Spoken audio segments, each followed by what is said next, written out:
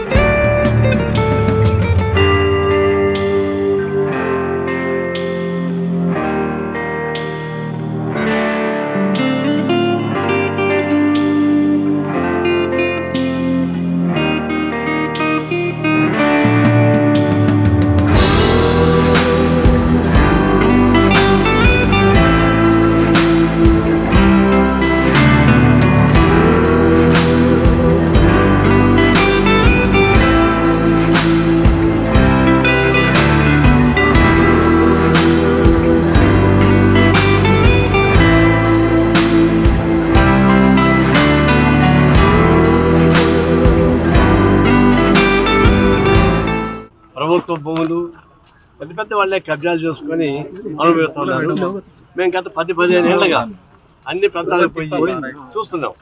ఎక్కడైనా పేదవాళ్ళు ఈ ప్రభుత్వ భూములు గుర్తు చేసుకుంటే మాత్రం అందరూ ఎగబడి ఒంటి కప్పి వస్తారు. కానీ ఈ గుంటపురం భూములు, చెరువు, ట్యాంకు ఇవంతా ఉండే వాళ్ళు బిల్డింగ్లు కట్టుకున్నారు. కొన్ని చోట్ల ఇంజనీరింగ్ కాలేజీ కట్టుకున్నారు, కొన్ని చోట్ల ఫంక్షన్ హాల్స్ కట్టుకున్నారు. వాళ్ళు విలాసవంతమైన జీవితాలు కనిపిస్తూ ఉన్నారు. వాటిపైన మేము ఎన్నో రోజులు ఆందోళన చేశాం. ప్రభుత్వం పరిశీలన పెట్టింది.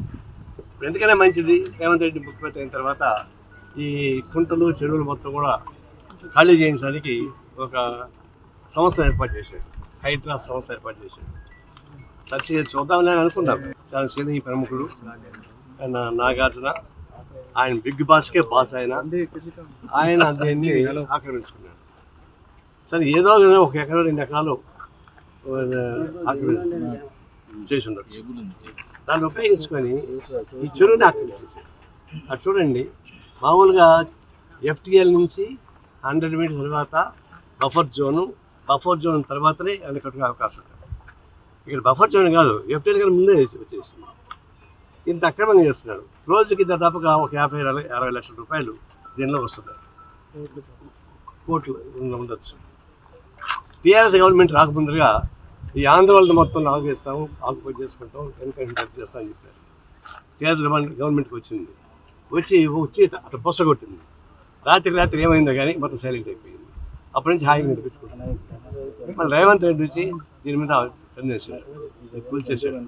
మనం స్వాగతిస్తున్నాం.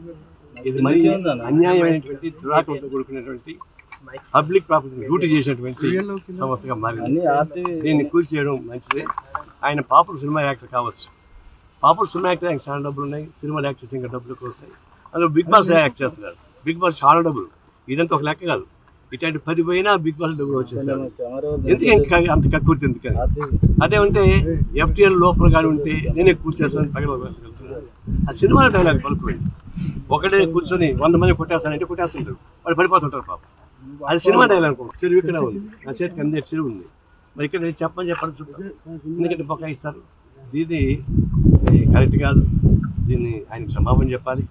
ఇంకా ఆయన కాంపన్సేషన్ కట్టాలి. ఎన్నేళ్ళు దీన్ని అనుభవించాడు, రోజుకి ఎంత వచ్చిందో లెక్కేసి ఆ డబ్బులు మొత్తం ఆయన దగ్గర కక్కించాలి. ఆ కక్కించి పేదవాళ్ళకి ఇల్లు కట్టించండి ఆ డబ్బులతో, ఇంకా పర్వాలేదు. ఇది దీంతో పాటు ఇంకా టౌన్లో సిటీలు చాలా వస్తున్నాయి. ఇప్పుడు మల్లారెడ్డి చాలా భూ మాఫియా. ఆయన చెరువులు ఇదే చెరువు సగం కనిపిస్తూ ఉంది. చెరువు కనపడి కూడా మొత్తం ఆక్రమించి ఇంజనీరింగ్ కాలేజీ కట్టేశాడు. అట్లా ఇంకొక పల్లా రాజేశ్వర రెడ్డి ఆయన అట్లాగే చేశాడు. అంటే ఎంత అంటే చాలా ప్రతివత్తాగా మాట్లాడుతున్నారు. మేమేమి తప్పే చేయలేదు, తప్పంతా గవర్నమెంటే చేస్తామని చెప్తున్నారు. వాళ్ళేమో చెరువులు ఇల్లు కట్టుకున్నారు, వ్యాపార సంస్థ పెట్టుకున్నారు, కాలేజీ పెట్టుకున్నారు, ఫంక్షన్ హాల్స్ పెట్టుకున్నారు. మేము చాలా శుద్ధ హరిచంద్రని చెప్పి చెప్తా ఉంటాం. ఇది ఎట్లా మా నాకు అర్థం కాదు. దీన్ని మేము పొలిటిలైజ్ చేయదలుచుకోవాలి. వాళ్ళు పొలిటిలైజ్ చేస్తున్నారు, మేము పొలిటిలైజ్ చేయదలుచుకోవాలి. వాస్తవానికి హైదరాబాద్ చుట్టుపక్కలటువంటివి మొత్తం తీసేసి తప్ప సాధ్యం కాదు. ఒకటి. రెండవది ఏంటంటే ఇప్పుడు వికారాబాద్ నుంచి ఇబ్రహీంపట్నం దాకా నాలా ఉంది. ఫిరంగి నాలా అక్కడే అవుతుంది. అది మూసినా మేము ఆ మొత్తం పాదయాత్ర చేసాం 15 ఏళ్ళ క్రితం. ఆ నాళాలు మొత్తం ఆకుపోయింది. అందువల్ల ఏమైంది, వికారాబాద్ నుంచి నీళ్లు ఇబ్రహీంపట్నంలో పడాలి, కానీ మొత్తం కాలు పూర్తి చేశారు, ఇల్లు కట్టుకునేసారు. అవన్నీ మేము నిరూపించి దాని మీద కూడా పోలేదు.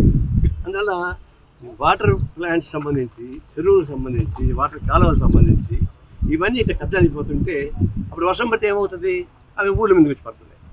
ఇప్పుడు ఒక 10 వర్షం పడితే కూడా వచ్చి ఊళ్ళో నిలబడుతున్న అర్థం ఈ కాలువలు, దానికి తగిన గుంటలు, చెరువులు పూర్తి చేసినందువలన ఆ వర్షానికి ఏం తెలుసు పాపం, ఎక్కడ పల్లవి అడిగిపోతాయి, వచ్చి ఊరి మీద పడుతున్నాయి. ఒక అరగంట వర్షం పడితే 10 గంటలు జామ్ అయిపోతాం హైదరాబాద్ సిటీలో. దీనికి కారణం ఇట్లాంటివి. అందుకే ఇవన్నీ ఇది ఒకటి కాదు, ఆరంభం సూరత్వం కాదు, హైదరాబాద్ ఇట్లాంటివన్నీ కూడా మొత్తం ఖాళీ చేయించమని, అట్లా ఖాళీ చేయిస్తే కమ్యూనిస్ట్ పార్టీగా మేము సపోర్ట్ చేస్తామని చెప్తాం. రెండవది అంటే హైదరాబాద్ చుట్టూ ఉన్నటువంటి నలాలు కానీ, చెరువులు కానీ, గుంటలు కానీ మొత్తం దాన్ని వెకేట్ చేయాల్సిందే.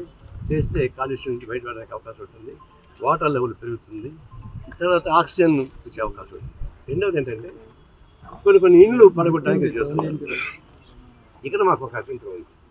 కొంతమంది ఈ నోటరీ సంతకం పెట్టి నోటరీ ద్వారా 4 సెంట్లు 5 సెంట్లు అమ్మేశారు.